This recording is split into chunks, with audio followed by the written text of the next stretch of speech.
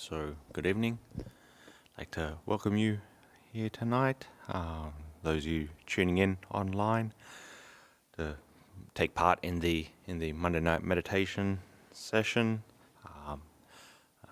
My name is Ajahn Sādaro, for those of you who don't know. I'm currently residing here at the BSV, the Buddhist Centre in Malvern East. And obviously we're in the throes of lockdown at the moment, so all programs, at least for the moment, everything's online. So just keep updated on the BSV website and subscribe to the newsletter, and be able to tell you, exactly what will be coming up in terms of when we'll be opening up or when we'll be remaining online. So just keep updated with that. There isn't really any main announcements tonight.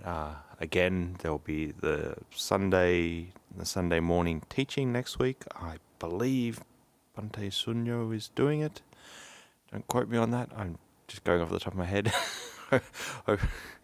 Either way, there will be somebody giving a talk next Sunday morning at around 9 or 9:30. So just check the website for that. So tonight I'll have for anybody that hasn't actually tuned in before. Usually what we do is I give some basic kind of meditation instructions, have a bit of a guided meditation, and then in the last say half an hour or so of the session, we open it up for question and answer. So I encourage you a lot to ask as many questions, type them into the chat box there, and we'll get through them. It's nice if you do have questions. It makes it a little bit more engaging, and we can sort of interact a little bit more. So yeah, it's nice to see so many people joining in and practicing together. Although we are in lockdown, it's fortunate that we actually can do something like this where we do get together and practice, even though we may not be physically able to get together. So it is quite nice. So with that, we might make a start with the meditation then. So you can just start by finding a comfortable sitting position.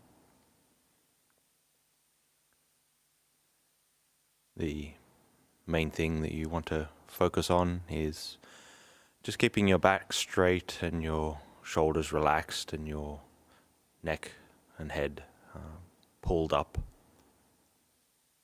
Doesn't matter if you're sitting on the floor or sitting on a chair, as long as you keep your posture rather straight and upright. This is the main thing. And also, before you start, if you have your phone or anything with you, it's actually a good idea to get rid of it, turn it on to airplane mode, and move it a very long way away from you so you don't get tempted to play with it. So you can throw your phone over on the couch or something.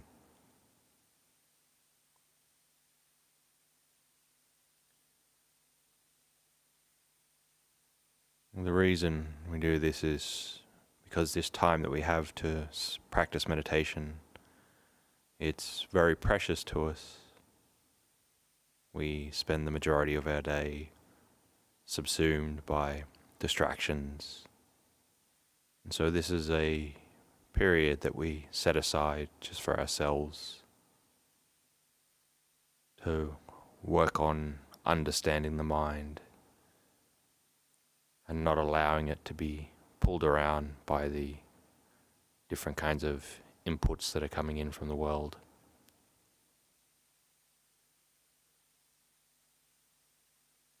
So make the determination to use this time wisely and use this time to the best of your ability, and to really cherish this opportunity that you do have to practice meditation and practice the Dhamma. .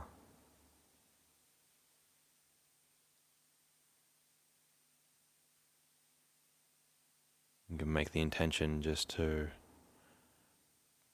put any problems or concerns that you have, just put them aside for now.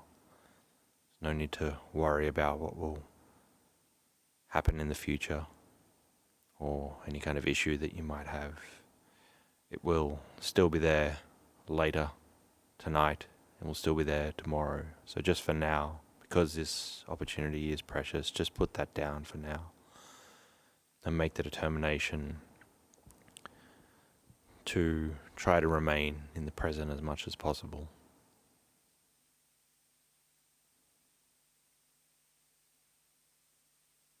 You start by paying attention to the feeling of your body sitting here, resting.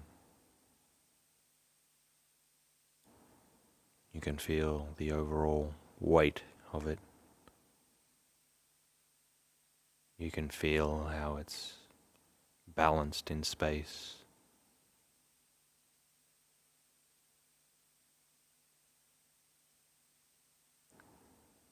Just try to notice all the different sensations of this body just sitting here. And as you observe these sensations,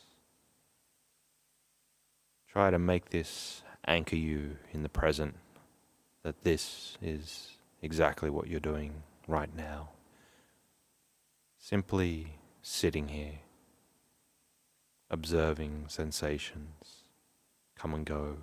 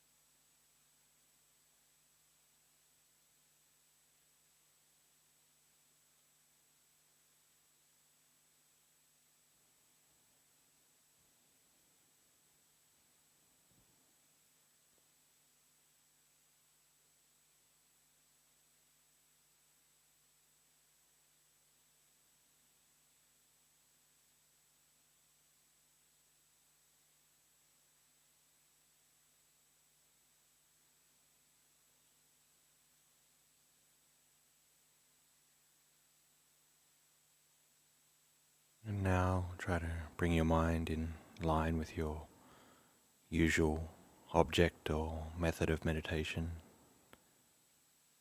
be that the breath or a mantra or some kind of visualization. Whatever object that you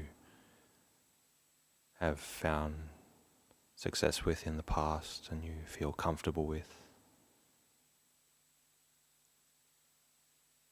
Just try to settle into this object.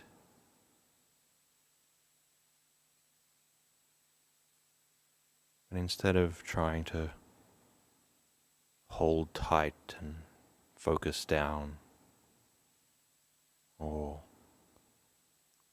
push one's attention in any way, just see if you can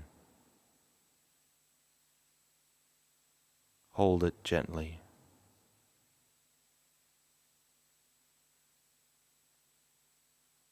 Have this object pervade your awareness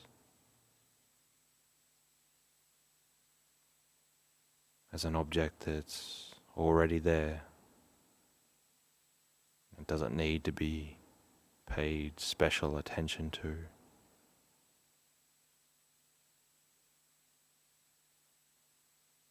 Just let this object permeate the entirety of your conscious awareness.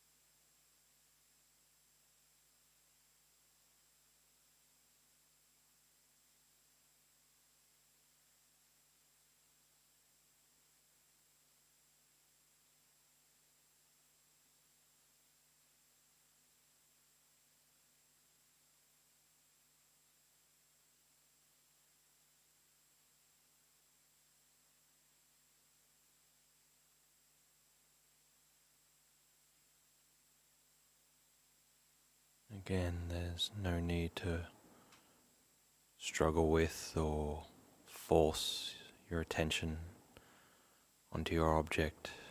There's no need to try to constrain or push or restrict yourself to pay attention to your object of meditation. But just merely be aware of this object from a relaxed and open space.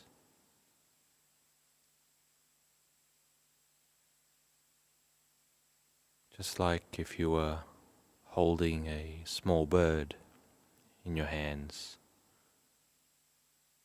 You don't want to hold this bird so tightly that you crush it, nor do you want to open your hand so much that the bird flies away. But you just want to lightly cusp the bird, just so it doesn't get away and it's safe and it's secure. Bring this same quality of attention to the object that you're focusing on in your meditation.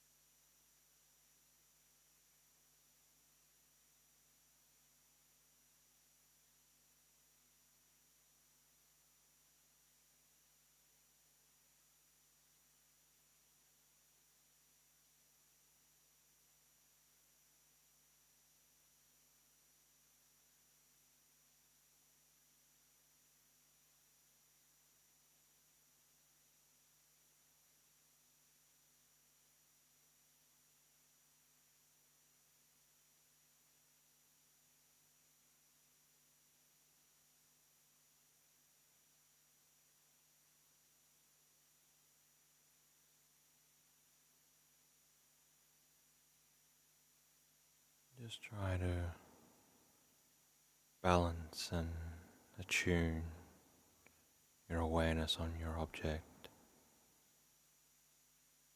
so that it is the only object in your awareness,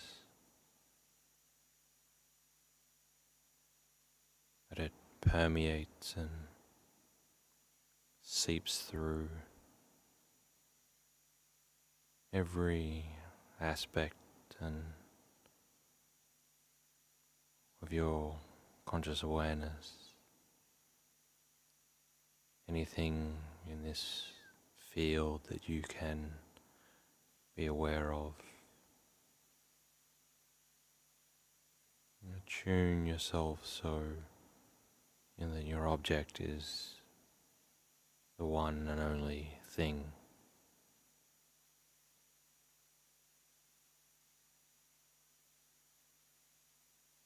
Embrace your object in its totality.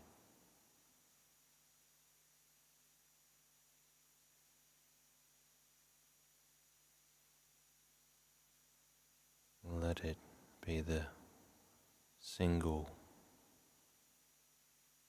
and solitary thing that you are aware of. Just rest and become absorbed in this object.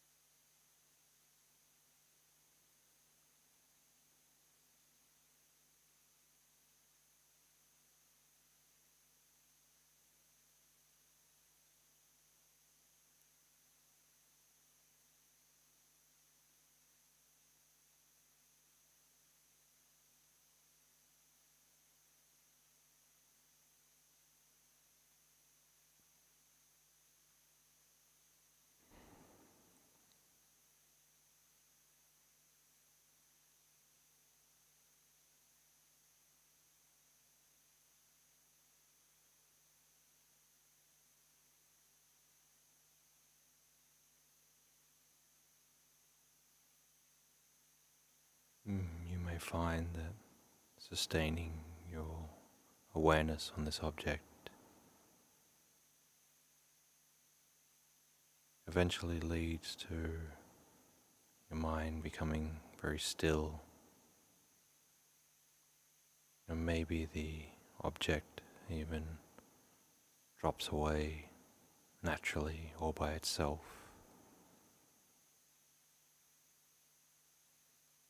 If this does happen, there's no need to try to reinvigorate it and start it again. Just rest in that stillness, that spaciousness, and that calm.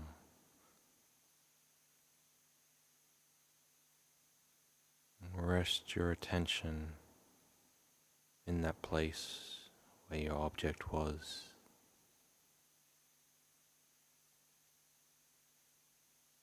There's no need to move or control it.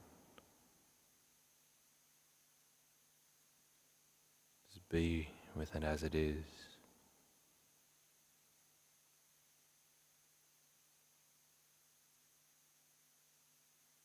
And if any associated states or frames of mind start to come up, joy or rapture or any kind of feeling, kind of luminosity or images,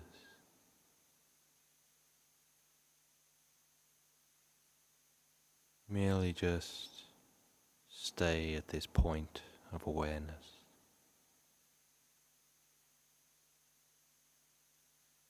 Try not to pay too much attention to them. They're just the results from the cause that you've put in of keeping your attention focused on your object.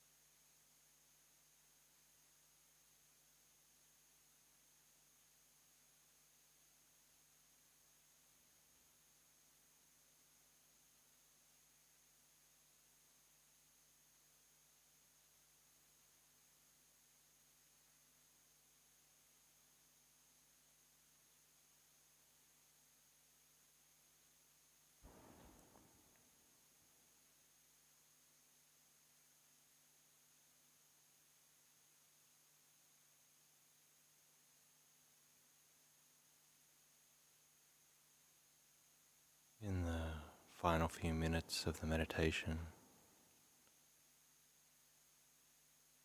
any conceptions or thoughts that we had about this meditation, thought it was good or bad or calm or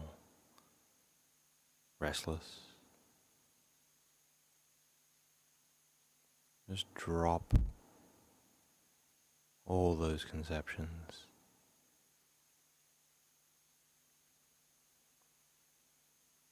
And for the last few minutes, just be in this natural state of awareness right now.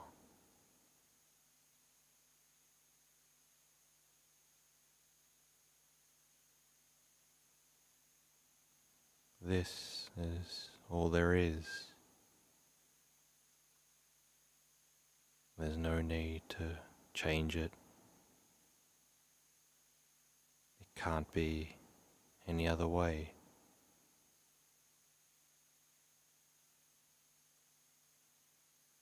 It's just as it is.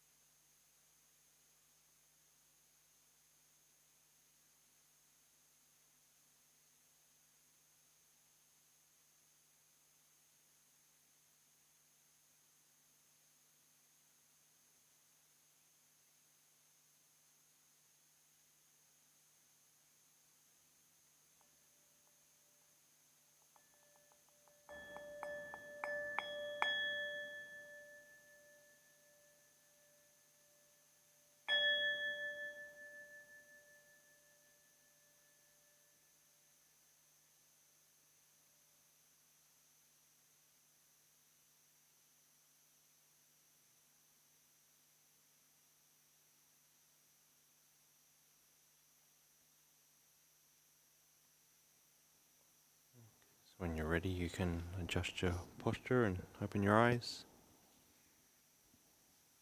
And if you do have any questions, you're more than welcome to put them into the live chat there, type them in. Any questions at the moment, or? There is? Okay, cool. Thank you, Ajahn. Yes, we have 2 online questions so far. Yep. I'd like to say we do have people meditating all across Victoria, Okay, good.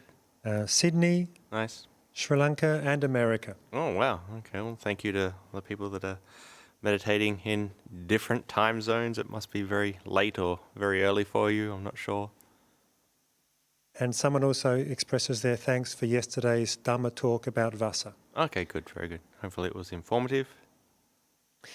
The first online question tonight is, Namaste, what profits will the mind gain from meditation and sleep?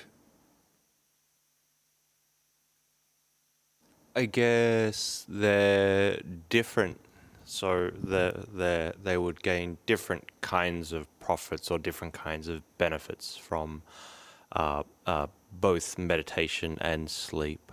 Obviously, the commonalities that maybe the two of them have is that hopefully they should be allowing one to, sort of rest and switch off from the kind of, the overarching cognitive load and issues and problems that you might have. They enable you to get some respite from the world. So that's the commonalities between the two, but there's some difference there. Obviously, there's sleep. We don't exactly know why exactly we sleep. There's no real consensus of exactly why it is that we actually need to sleep and why we need to dream and all these kinds of things. But you get the profit there, or the benefit there of resting and rejuvenating and reinvigorating your mind. If you go without sleep, you start to not function very well. You can have all these headaches and strange hallucinations and all these kinds of things if you don't get enough sleep. You can't think very clearly, all these different kinds of things. But that's the sleep side of it. The benefits that you get from that, it is more, you could say, functional. It helps you function better. But the benefits or the profits from meditation, it's, as I said, there are some overlaps, but there are some differences there. What you're learning to do when you actually meditate is, and what you're trying to do and what you're attempting to do and what you'll hopefully get out of it is that you are learning to understand how your mind reacts and responds to different inputs that it gets in the world. Meditation is something that is enabling you to not only to develop calm and to get the rest that you would get from something like rest or sleep, but it's also enabling you to develop some kind of wisdom around how it is that you actually operate. And it's hopefully as well allowing you to develop a skill that will allow you to deal with the sort of vicissitudes of all the different kinds of problems and stresses and issues that you actually have in life, not just switching them off like you would in sleep, but actually being able to understand them and understand how they arise and understand how they pass away, and to be able to not be pulled around or respond or react to them in any kind of negative kind of way. So there's some commonalities there between sleep and meditation, but there are some differences there as well. Thank you, Ajahn. I think one thing that people are interested in relation to that is can meditation to some extent replace sleep? Because there's a similar resting of the mind. Is there an extent to which if you're meditating a lot, you require less sleep? Yeah. It can happen, but your meditation needs to be pretty good for that to happen. Generally, the more you meditate, overall, maybe the less sleep you may need. But that it's not a hard and fast rule of I'm doing 1 hour of meditation today, so I'll only need 7 hours of sleep. But I'm doing an hour and a half of meditation now, so I only need 6.5 hours of sleep. There's not like a one-to-one correlation there of the more you meditate, the less you sleep. It depends on the actual quality of how good your mind is when you do actually meditate, and how calm you can make the mind and how still you can make the mind. If your mind can get that kinds of those deep states of concentration and deep states of rest, then yeah, you probably won't need as much sleep. But you have to be able to be doing that reliably and doing that pretty regularly, getting those kinds of stillness and calmness and really, really sort of absorbed states of mind until you can cut down your sleeping levels. So it can be done, but it really does depend on the quality of your meditation. But give it a go. There's no harm in doing more meditation and seeing if it will affect your sleep in a good way. Yeah. Thank you, Ajahn. And the second question is from Florida. One of two people listening in from America. Thank you for your generous and thoughtful teachings.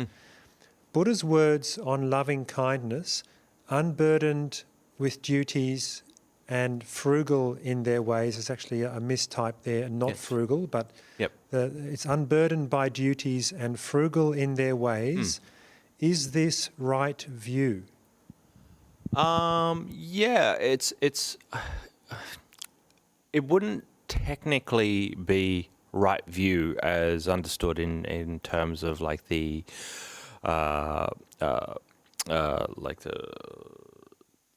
Eightfold Path. It wouldn't be specifically right view in that sense, because right view in that sense it's more about understanding the inherent delusion in the mind and these kinds of things. Unburdened with duties and frugal in their ways. That's more of a modality of being, and a modality of like behavior, and a modality of kind of sort of habitual patterns that a person may develop if they develop a meditative lifestyle and develop metta to a good level, because that would be you're more getting towards a more like a personality disposition of the individual, in that this person is somebody that because they can gain contentment, inner contentment, they don't need many external objects to make them content. So they can be frugal in their ways because they don't have a strong desire to need too many external things in the world. Because they're just content with the way things are. Their mind is filled with loving kindness. Their mind is filled with equanimity, and unburdened with duties is. This is not just a sort of like a cop out of, okay, you're going to practice some meditation so you don't have to do anything anymore. You're free of your responsibilities and you're free of your duties. It's that obviously doesn't work like that. But unburdened by duties, that's more when you're getting along the lines of you're not doing things overtly frivolously, or that don't have some kind of decent purpose.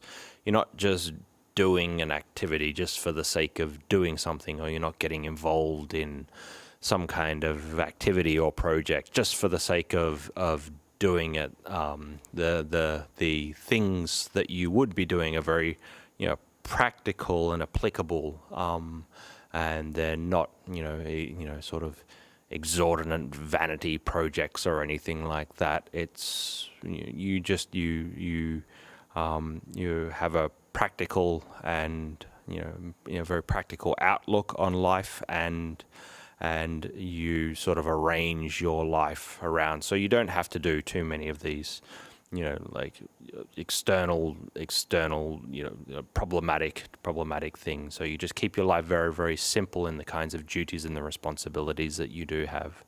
So unburdened with duties and frugal in their ways, it's not exactly right view, but it is more as I said, a modality of a certain kind of personality disposition that you develop through a practice like meditation. Thank you, Ajahn. The next question is, in fact, the next two questions sort of relate to sleep in a way. Yep. But sometimes I wake up. Night. What's that? It's that time of night. That's right. Everyone's mind is turning towards sleep. Yeah. For some people in some parts of the world. Yeah. Sometimes I wake up not feeling particularly kind to anyone. How do I change that? Yeah, that's just normal. I wake up many times not feeling particularly kind to anyone. have a coffee and you hopefully feel better. No, but in all seriousness, it depends on the level of your practice. If you're just like got a regular kind of practice, and you're getting along with it. It's not like your mind is going to be in absolutely wholesome state at every instance, let alone the fact of when you're just coming out of a deep slumber. So you just have to accept that some days you wake up on the wrong side of the bed. Some days you get up in a mood that's not so imbued with kindness for all beings throughout the world. It's just you just wake up and you're in a bad mood. But the thing we can or that we should be trying to do, even though we are in that kind of bad mood, we don't have metta for all beings. That might be the internal emotional state that we're having, or the internal kind of thoughts that we're actually having at that point in time. But it's just as long as we don't allow this to spill out into our speech and action. So say, for example, you wake up and you're just sort of grumpy and you've got a headache and you don't feel like you've slept enough, and you're agitated because you had to wake up. You get up and you walk to the kitchen. You don't take it out on your kids, or you don't take it out on your spouse or anything like that. It's just like, okay, I'm grumpy. You just have to sort of deal with it. So additionally, and that's another reason why it's actually good to start your day off doing some meditation. A lot of people, it depends on your lifestyle, and depends on your the kind of duties, and it depends on the kind of schedule that you actually have in the day. But if you can start the day to some extent doing some meditation, even if it is only a few minutes, and then that actually sort of recalibrates you and sets you on a good trajectory for the rest of the day. Maybe a lot of people do most of their meditation at night because it's after work and whatever, kids have gone to bed and all these kinds of things. But if you can find a little bit of time just to do some meditation in the morning, this actually can help with that kind of grumpy and grouchy moods that you have in the morning. But don't worry, I get them as well. I'm just lucky sort of nobody's in my field of bumping into me before I've sort of got out of that grumpy mood in the morning after having some multiple coffees. So it's fine. Don't worry about it too much. Thank you, Ajahn. And our last question online is, if I sleep well, will there be less chances of falling asleep while practicing meditation? Generally, yeah. If you're well rested, then you'll have less chances of actually like nodding off. So that, and that's in essence, it's one of the bigger reasons why most people do fall asleep when they sit down to meditate, is because they're actually just not getting enough sleep, just not getting enough regular sleep. So when they sit down, they relax, they're not doing anything, they start to get a little bit of relaxation by watching the breath, they just drift off to sleep. So it's good to try to get, obviously it's hard in different schedules and responsibilities and things, but it's good to actually get enough sleep. And this will actually make your practice a lot easier. In saying that, though, there is this aspect where we fall into, maybe some of the hindrances. We fall into lethargy, and so we might actually start to, even though we're not tired, we might fall asleep because of the kinds of hindrances that have come up in the mind, this hindrance of lethargy. So the mind becomes very dull, and you might just sort of drift off to sleep then. And so that's the kind of you could say tired, sleepy state that you can actually deal with through meditation. But if you're not getting enough physical sleep, then that's really hard to deal with through your meditation, because you're sort of, you're fighting your biochemistry and all these kinds of things. But the lethargy that might arise just through your meditation when you are rested, this is something that you can work with. You can work with by sitting up straighter, opening your eyes when you practice, or getting up and walking, and all these different kinds of things. This is something that it is easy for you to combat. So I recommend getting enough sleep, and it should actually make your meditation a lot easier. Thank you, Ajahn. A similar idea that occurred to me was after someone's eaten a big meal, they tend to be lethargic because a lot of the body's energy is going to digestion. And I know I've sometimes struggled a little bit to stay focused if I come to a meditation shortly after a large meal. Is there sort of a general advice around maybe not trying to meditate too much, like immediately after a meal, to allow for that? Yeah. Well, welcome to the monk's daily problem. A lot of us maybe only eat once, so we eat a lot. We eat a lot in one go, and it's torturous when you eat once during the day, and then all of a sudden you have to come back after the meal and sit there in front of a room full of people or something, and somebody's giving a talk, or you have to give a talk, and you've eaten the same amount that everybody else would over 3 meals of the day, and you're feeling very tired. So